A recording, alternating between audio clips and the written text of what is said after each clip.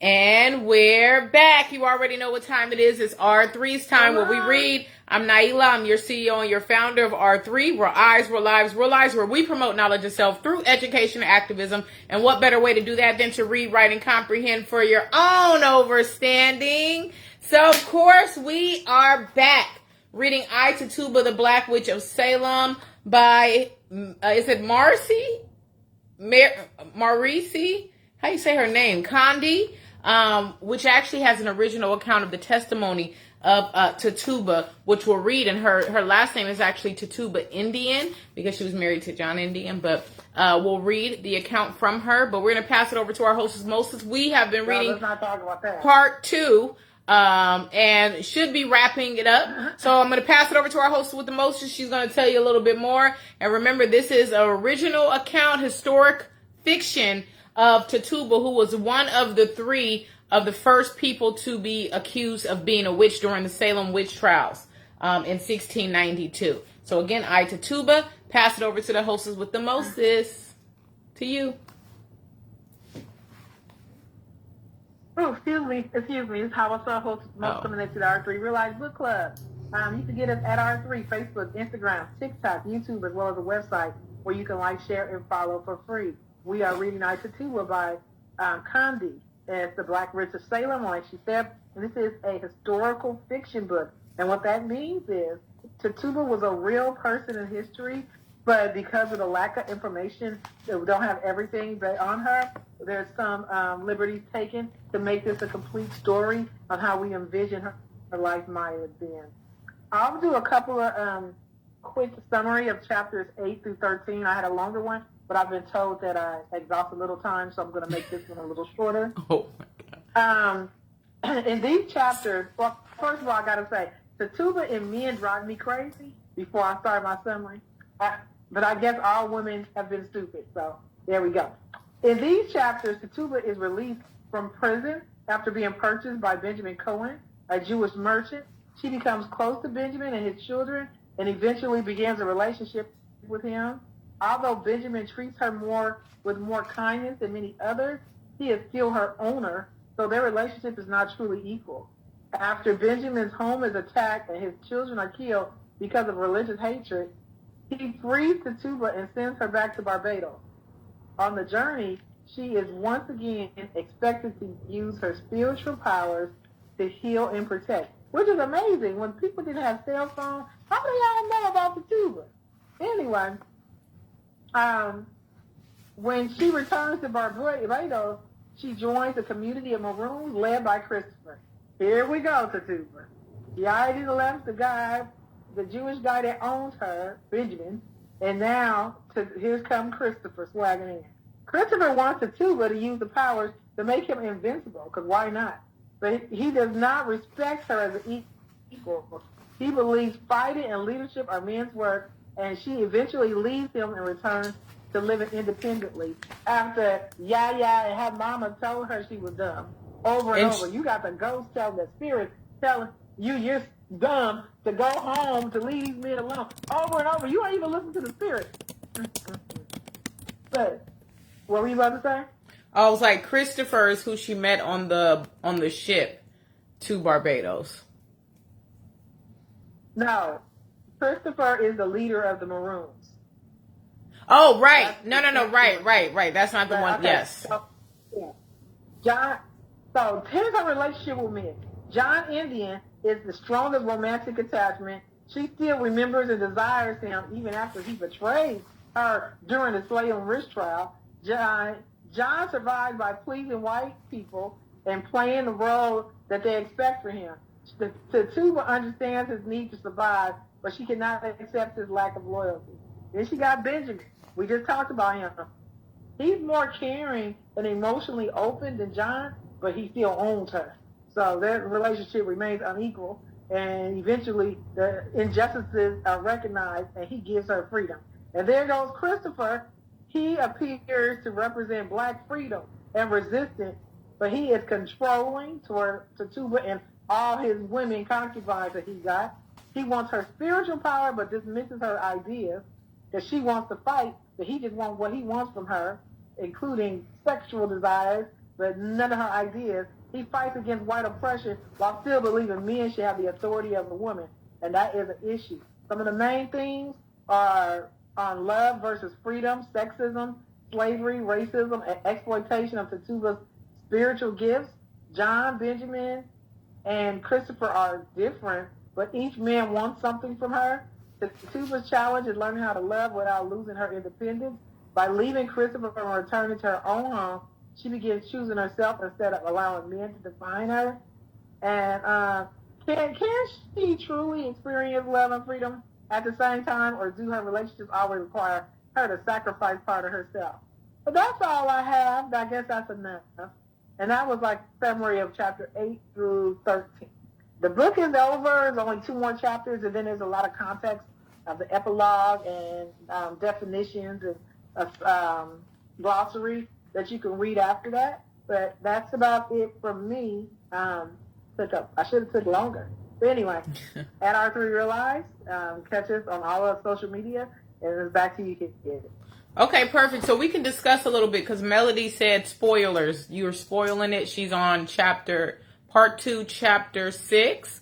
So we can kind of go back a little bit. Did you have any comments? Oh, I couldn't read. I didn't. I wasn't reading any comments. No, that's okay. I answered back. So Melody, what you read so far, what do you think of chapters 1 through 6? And it's going to flow kind of after that. She was in prison with, what's her name? It's not Hector. What's the lady's name?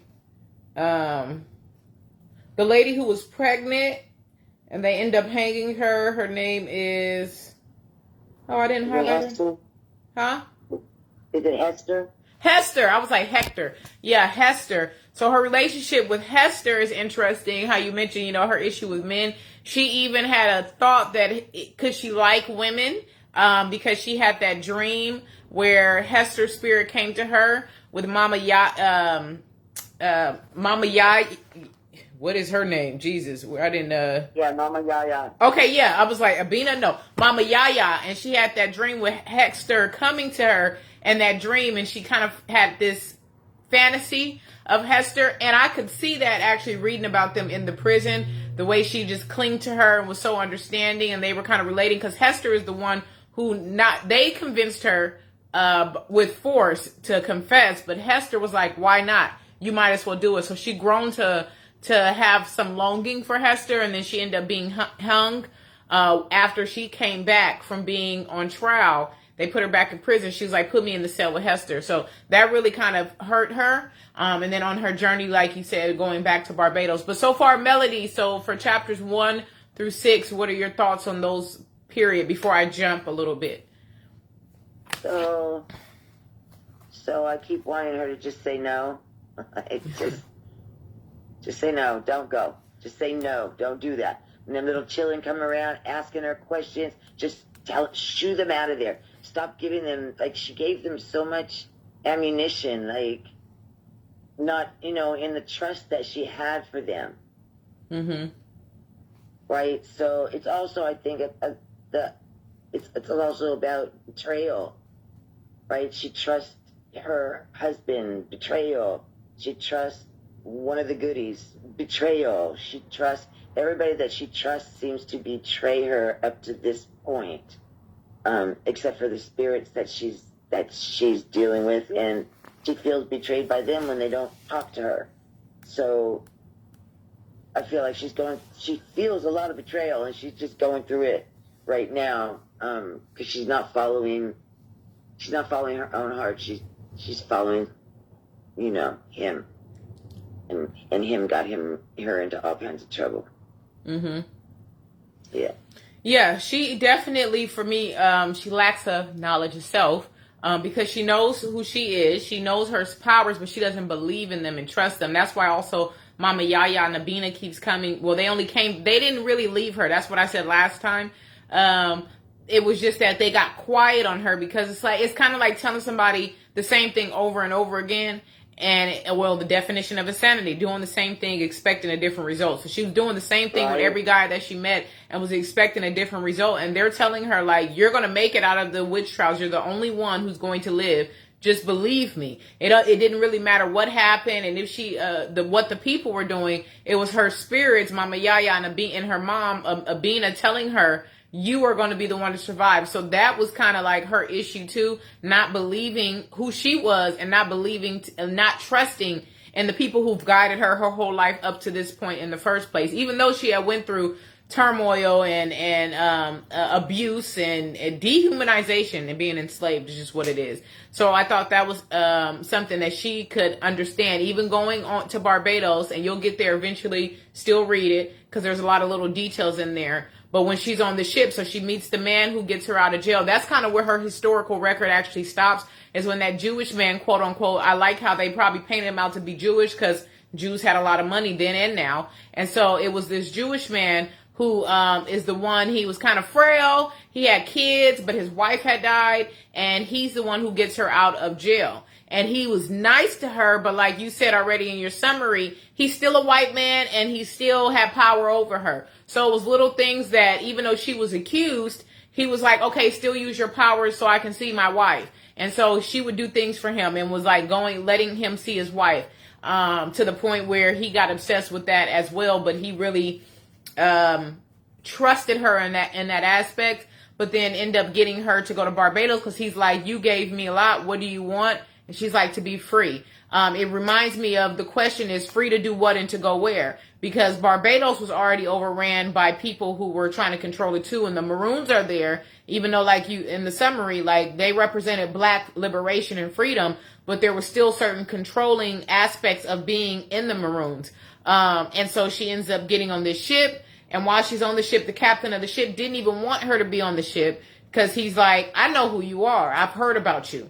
And so why should I let you on the ship? And she's like, I don't know. Like, you can let me on the ship. Like, he said, whatever the Jewish guy's name is. What's his name? Let's see if I can find his name. Oh, it's Benjamin Cohen de Azevedo.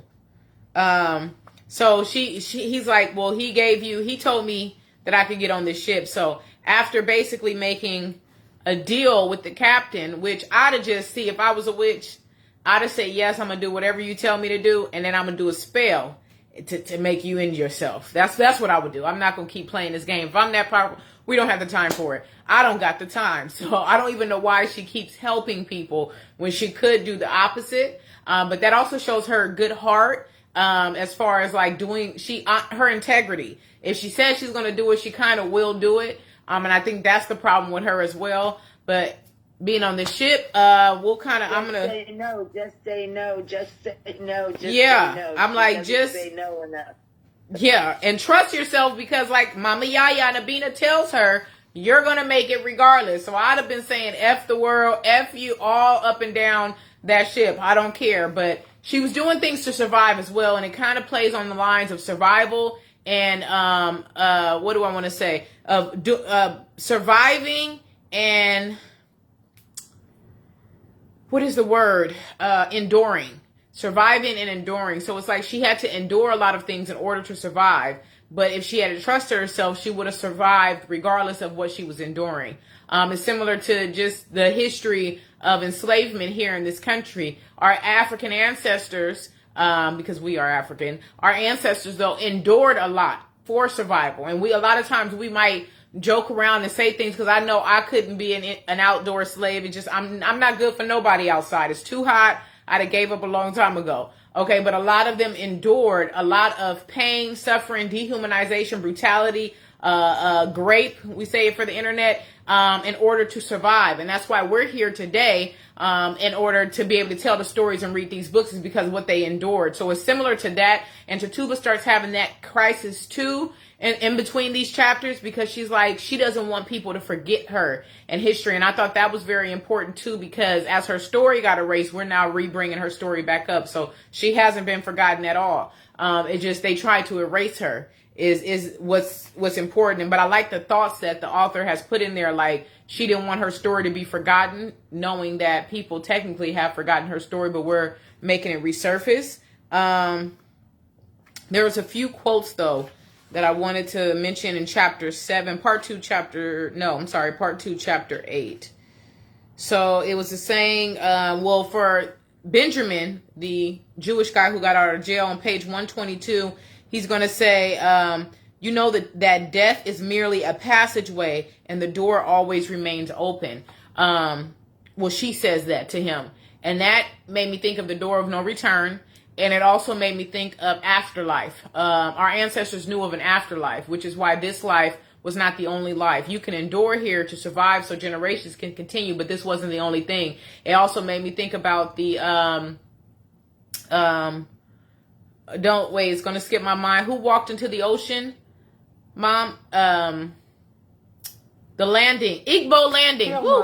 No, we're not there. Oh, Black Panther. I'm talking about Killmonger. No, the Igbo landing, and how they walked themselves into the ocean because they refused to endure the atrocities and dehumanization here on Earth. They knew of an afterlife, and they said, "I rather," and that's actually the quote he got it from, is that instead of enduring here, I will rather walk into the ocean and see my ancestors. So it's very similar in that sort. But when she said, you know, that death is merely a passageway and the door always remains open, it's always the open communication. So she was also teaching Benjamin, who's a Jew, that he believed he's a Jew. So he believes in his own religion, but he also believed in her powers, which I think is important, because nowadays people want you to be religious and they want you to practice their religion and soul religion, and anything African and everything else is the devil's work and you need to pray to Jesus. But he actually believed in her powers, and when she showed him what she could do and let him talk to his wife, that was it for him. He was like, he believed. So just having that doorway between death and always being in constant communication, I think is important, and it's something that is embedded in African spirituality. It's always being able to connect it. We are our ancestors, and it's the number one law of thermogenesis, is that energy never dies, energy cannot be destroyed, and it doesn't die, it only transfers, right?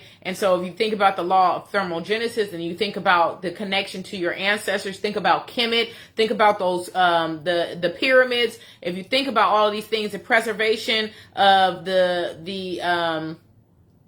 just the preservation of Kemet and their tombs, right? But they were tombs for the afterlife. That's why a lot of pharaohs were buried with their gold, because it's that connection still. The death is just another door. So I like that comment. And then he asks even Tituba, do you know what it is to be a Jew? So they have this conversation too. And I liked her because he was asking her, like, do you know what it is to be a Jew? And she responds on page 125. Again, Melody, you'll read some more of it, so I'm not going too deep. It's just throughout the chapter, but it says, and what about us? Do you know how many of us have been bled from the coast of Africa? Because she's basically like, okay, you a Jew, because he was talking about Jews being persecuted and all this. And she's like, all right, what about us? Okay, do you know about the people who bled from Africa? So she still is very firm. Huh? Oh, nothing. I didn't say anything. You're not muted. And what she says, and then I won't read that. But, okay, so at page 125, when he's talking about freedom, she says, there is, Benjamin whispers this to her, there is always a shadow at the back of your eyes, Tituba. What can I give you to make you happy or almost happy? And she says, my freedom. The words rushed out on their own accord. He stared at me in amazement. Freedom? But what would you do with it? And again, that brings up the question, free to do what and to go where? Even with the Emancipation Proclamation, free to do what? We weren't free. We're still here. You just, from out of the frying pan, we jumped into another form of slavery. We're forever going to be working in jobs and trying to survive, right? So free to do what and to go where? So even her going into Barbados is like she wasn't really free. And so another quote was on page 127. Life is too kind to men, whatever their color. She remembered that from Hester. So when she was in jail with Hester, Hester had said that when she kept defending all the men, Tituba, she's like, John Indian, he's this, he wasn't so bad. And, and Hester was like, why you keep defending him? Life is too good to men of any color. Go ahead. And that's because we live in a patriarchy society as well. life is always good to men before it's women. I even posted a song today, In a White Man's World, being born black and a woman at that, In a White Man's World by Tupac. Listen to it. But go, yeah, you got to unmute, Melody. Oh.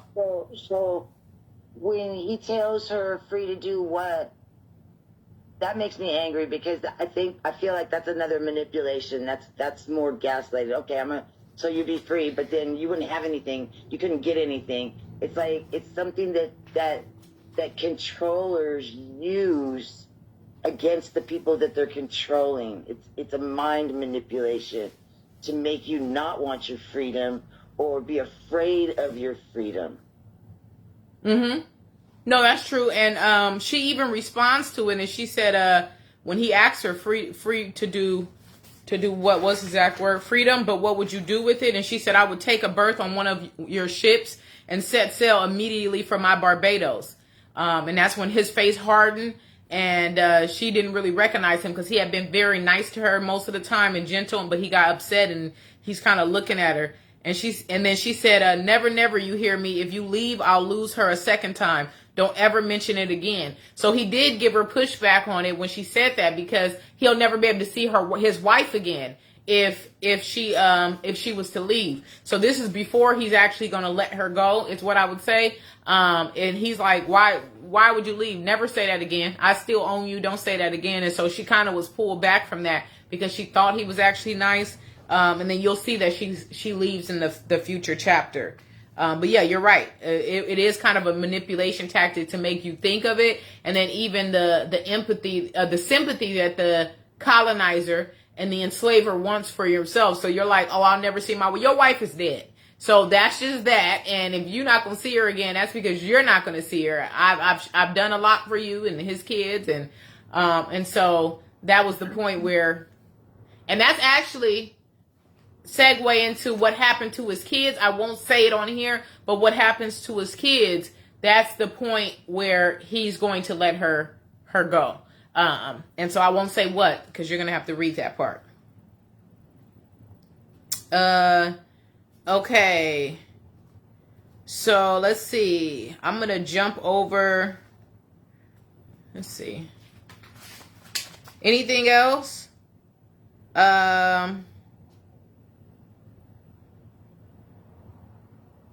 Yeah, and then even he starts having thoughts that God is punishing him for some things that are going to happen to his kids as well. So he starts to turn his back on his own God, where it says never question God, right? Even though I'm always going to ask questions. That's why I can't be doing other people's religion, because I'm going to ask questions to everybody. I don't care who you are. Let's see. Oh, a good point I like was when this part right here on 151, and we'll kind of end there. This is chapter, it's chapter 13. And so, I mean, we're practically done, but I won't give away the ending exactly just for you, Melody, but finish up the book. But on page 151, it's this conversation, which is actually facts, which is why we have a lot of issues today about patriarchy. So I'm going to read it, but it says, and she's talking about Christopher, and this is where Tituba kind of has this moment where she's reflecting on all the men. And Christopher is, again, the leader of the Maroons when she gets to Barbados. She ends up getting into the encampments the bush with the people from Barbados, and they find out her power, and he wants her to make him invincible. That's not really possible, and they go through this thing back and forth. So anyway, it says, where should I read? Yeah, 151. Gradually, Christopher, who had possessed my body in silence, began to confide in me. There are not enough of us, and there are too few arms to attack the white folks. All we have is a half a dozen guns and a few wooden cuddles. We live with the constant fear of being attacked, and that's the truth of the matter. I'm going to read a little bit further down, actually. On page 151, the second to last paragraph. When I was not treating the slaves on the plantation, I helped the marooned women. At first, they had treated me with the greatest respect. Then they learned that Christopher shared my bed, and that, after all, I was no different from them. They became antagonistic. This hostility had now given way to an expression of sullen solidarity. After all, they needed me. One would ask me to fill her withered breast with milk. Another to treat the pain she had since last giving birth. I listen to them chatter, finding amusement, relaxation, and pleasure in their conversations. And this is what she says, where I said, this is if people could understand the world that we used to live in before the patriarchy, before men had small egos, we would understand. But she says, a long, long time ago, when the devil was still a little boy in white drill shorts stiffened with starch, the world was inhabited only by women. And it made me think of the Amazons, or even California, Queen Calafia. And this was a land of Amazonian women. But it said the world was inhabited only by women. They worked together, slept together, and bathed together in the river. One day, one of them called the others together and said, sisters, when we go, who will replace us? We have created a single person. We haven't created a single person in our image. The others shrugged their shoulders. Why do we need to be replaced? But some of them thought that they should be. For who will farm the land without us? It will lie fallow and fruitless. So they all started to look for ways of reproducing themselves, and that's how they invented man. We all laughed together. Why are men as they are? If only we knew, my dear. Sometimes they ask each other riddles. What cures the darkness of the night? The candle. What cures the heat of the day? The water from the river. What cures the bitterness of life? A child. So it was this bitterness, this longingness that they were feeling. But the quote that I highlighted was that one right there. Sisters, when we go, who will replace us? We haven't created a single person in our image. And most, and if not all religions said, let us make man in our image. And I'm going to leave with that question, because we're a book club when you have to use comprehension skills. If someone is saying, let us make man in our image, then wouldn't that person talking technically be a woman? Let us make man in our image. So when people refer to like God, and they even quote the Bible and they read certain things, it sounds like a woman is talking. Let us make man in our image. Woman came before man. That's why it's womb and man. But I thought that was interesting that Tituba had that type of revelation, and was like, long time ago, before the devil even was a man, he was a little boy in shorts. And we were here on the earth doing our own thing, but then we got a little bit lonely, and we thought, who's going to take over the land after us? So let us make man in our own image. But I'll stop there. Finish up the chapter. You only have 2 chapters after that review, 14 and 15. I won't spoil it for you, Melody, but it ends very well, I would say, and some highlights of Tituba that's going to happen. So again, we're the Real Book Club, where we read, and we've been reading Tituba, the Black Witch of Salem. Next week, we'll just kind of give our final thoughts, everyone. Give our final thoughts of the book in a few minutes, and then we'll introduce the next book. But I'm going to pass it over to our hostess with the mostest. She'll wrap us up, or if anyone has anything to add. You there? Okay. Oh. This is Power Soul, hostess of the mostest, coming at you real for me. R3 Realized Book Club. Promote knowledge yourself through education and activism. You can get us at R3, and that will take you to Facebook, Instagram, YouTube, as well as a website where you can like, share, and follow for free. We are in the final stages of reading Tituba by Maryse Condé. I think is it Maryse? Is it Maryse? Does anybody know how to say that name? Condé. I'm not looking. I think it's Maryse. Oh, yeah, it's Maryse. Yeah, Maryse, or Maryse Condé, but it's probably French. Yeah, because she's from an island. Okay. And so Tituba, the Black Witch of Salem. You go on the website at R3 Realized and get to the website, and you can sign up and get future book information, and also information on scholarships and other things that we're doing in the community at R3 Realized, Facebook, Instagram, YouTube, TikTok, as well as the website. Like, share, and follow us for free. You can donate for a fee. If you want to donate, we'll take your money. But you can also get all the information for free and look at previous book club videos and stuff like that at R3 Realized. So that's it. Every Tuesday we are here. Oh, say the announcement about Obama. Say it. About what? Obama. We R3 Realized Book Club was noticed by the Obama Center. We had the ability and the great honor of going to the Obama Center in Chicago, and Naila did a lovely video about going into the bookstore, which is part of the Chicago Public Libraries, and but it's on the Obama Center, and the Obama Center liked the post twice, And so she's very excited that Obama sent her recognized the video that she did about He knows going us. to the bookstore, which was very nicely done. At R3, Real Life. See you next Tuesday. Back to you, kid. All right, that was it. I wanted you to say it. That was an announcement. So yes, Obama liked our post. I'm so excited. And today's his birthday.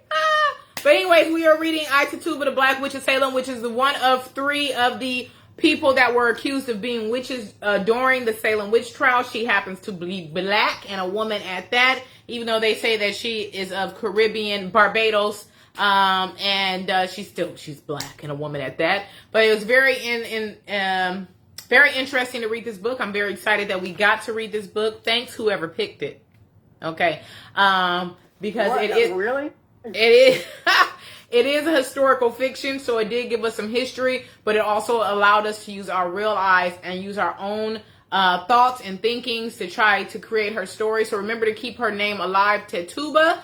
And Eye of Tituba. I love the book. Love this cover and her eye. And if you open the book, you can see her full face. But we'll discuss our full thoughts next week on Tuesday. Again, we're the Real Book Club, where we read. My name is Naila. I'm your CEO and your founder of R3, where eyes, where lives, realize, where we promote knowledge of self through education and activism. And what better way to do that than to read, write, and comprehend for your own understanding. See you next week. And instead of saying peace, we say 3. 3. 3.